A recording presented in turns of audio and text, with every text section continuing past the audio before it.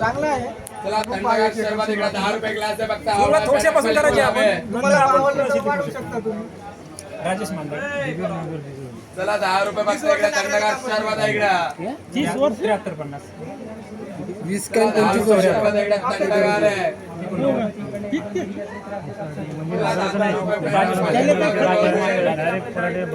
मी जे सध्या करतो ते म्हणले ते द्या ना. बियाण्यात बचत होईल. आपलं त्याच्यामध्ये बियाणं वाचून राहिलं. आपलं एकरी इथं 30 ते 35 किलो पडत आहे. याच्यामध्ये 12 किलो एका एकरामध्ये. आपण बियाणं कमी म्हणजे आपलं खत कमी. खत कमी म्हणजे फवारणी कमी. 12 किलो टाकायला लागते एका एकरामध्ये. उत्पन्न जरी नाही वाढलं आपल्याला तेवढंच जातं, पण आपला इथं खर्च वाचून राहिला. कंपनीवाल्याच्या मागे लागतो बिया असतात.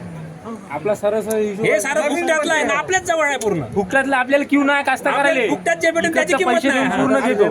फुकट भेटेल त्याची किंमत नाही. चला 10 रुपये कोणत्याही फुकटमध्ये त्याची किंमत नाही करणार. तेच म्हणा ना. आणि जमीन जेवढं माग तेवढं चांगलं आपल्याला राहतं. जेवढे खातात तेली माग हे चांगली.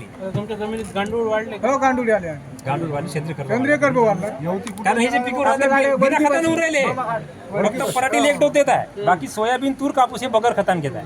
आता त्यांच्या याच्यासाठी झाली 5 वर्ष. आता रासायनिक म्हणजे 5 वर्षांना आपलं खत कंटिन्यू बंद. रासायनिक वाढत असतात. बेड पुन्हा तेच बेड ठेवून तेच द्यायची. ठेवायचे. माती चढवायची. जर आपल्याला वाटलं बेड थोडे चोपडे झाले तर आपण त्या बेडले सुधरून घेऊ शकतो. थोडीशी माती त्यात फक्त बेड मेकर आहे. 20 एकरा मागे 40,000 ठेव असतात. खता मांग म्हणलं तर ते उत्पन्न खर्च वाढत आहे. वाईच्या पैशात वाजत असेल एक तेवढंच उत्पन्न होतं. पहिलं नाही माणूस नाही. पहिलं नाही माणूस लाख लाख लोक वाईच्या पैशात बियाणं पेरून राहिले. पहिल्याच्या माणसाच्या पैशात शेती होती. बाजूने अर्धा एकर करा. 12 ते 15 किलो आपण येत राहणार.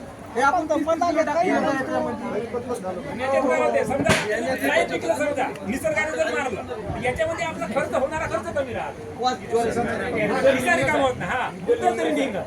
आता यावर समजा ह्या समजा नाही पिकलं समजा आता आपण रिसर्च करूनही नाही पिकलं पण आपला होणारा खर्च कमी होतो.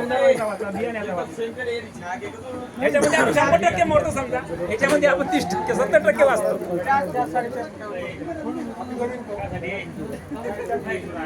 4.5 फुटाचेच करायचे. जमीन पाहिल्यापेक्षा आधी वापा बनवता.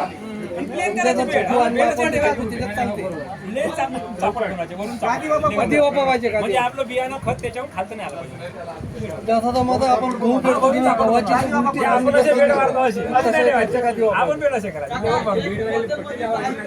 नाही तर आपण फक्त आपला मोगाडू राहिले ताते करायचे. सीधं एकाच वेळी दोन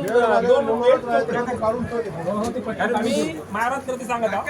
दाते करायचे 2 बेड्या घालून झोपले. त्याचा जो बेड असते की नाही तो मोठा असते उंच. तेवढा उंच बेड नाही पाहिजे आपल्याला.